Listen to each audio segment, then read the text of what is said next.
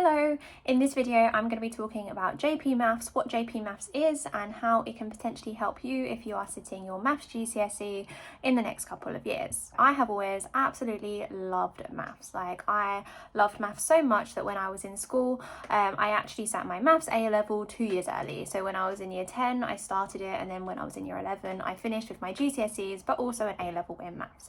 So I was very passionate about maths, always researching things to do with maths. It was just a very big interest, and it still is. I love maths, I still do to this day. After I finished year 11 I went to sixth form and I did my A levels. I studied further maths, physics and computer science along with the maths A level that I'd already done. When I finished sixth form I ended up going to university. I went to the University of Bath and I did a maths degree, and I had a good time there.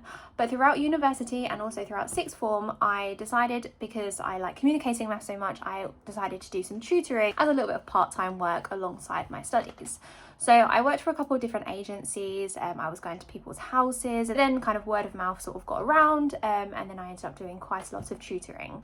So when I finished university I decided to set up my own online business. I was thinking teaching might be the pathway for me, so I was just kind of getting a bit of experience, a bit of practice just through communicating maths and teaching maths, just for knowing for sure that it was what I wanted to do. I've always been quite quiet and quite shy, and so the idea of being a teacher, like standing up in front of a class full of kids, that made me a little bit nervous. So I wanted to get as much practice and I wanted to be as confident as I possibly could be before I started the journey through becoming a qualified teacher. I started my business, JP Maths, and before I knew it I was actually fully booked. So I had students every single evening, I had students at the weekend, and it was going really well. So at that point I decided to go ahead and become a qualified teacher. So I started my teacher training and I did end up qualifying to become a teacher, and I worked in a school. It's worth noting throughout all of this I have kept up with the tutoring. So I was going to school during the day, I was teaching, and then coming home in the evenings doing some tutoring, and then I was spending all day Saturday, all day Sunday tutoring. So I had this fully established business alongside being a teacher. Fast forward a couple of years, I had my daughter. Now when I had my daughter things shifted a little bit, just because she is my priority. The school hours can be quite demanding and quite long, and I want to make sure I'm spending as much time as possible looking after her. And luckily I do have this business, and so I decided to not go back to school and instead focus on JP Maths.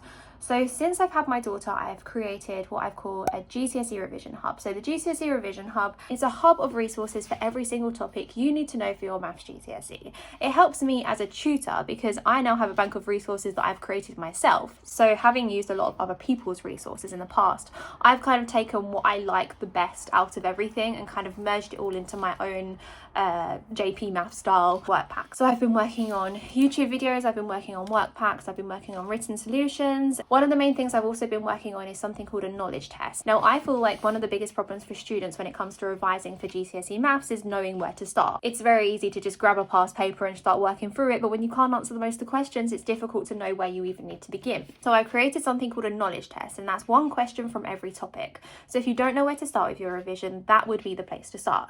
So you take a knowledge test, you go through the questions, and then you highlight how confident you're feeling with each one. So if you don't feel so confident with a particular question, the topic is labelled, and then you know that that's one that you should really work on. So I've also created something called a personalised learning tracker. So this has every single topic highlighted, and you can track how confident you feel with it. So you can say whether you're really confident, not so confident, or somewhere in between. You can also track the past papers you've done, so you're not doing the same past papers over and over again. And you can mark off as you're going, like how confident you feel. There is a work pack available for every single topic. So now, rather than not knowing where to begin, all of your revision is now in one place.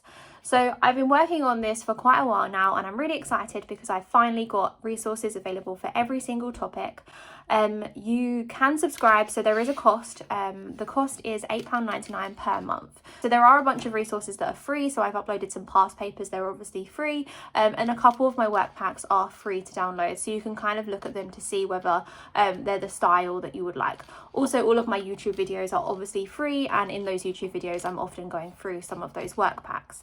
But to access all of the work packs at your own pace, you can subscribe to JP Maths for £8.99 per month. But yeah, that's just a little bit of information. So if you think this would benefit you for your Maths GCSE, if you're panicking because you're in year 10 and you're going into year 11 and you just don't know where to begin, this would be where to start. So that's everything really. That's all I wanted to say. So thank you so much for watching. I do have a bunch of other revision tutorials where I'm actually teaching maths rather than talking about teaching maths.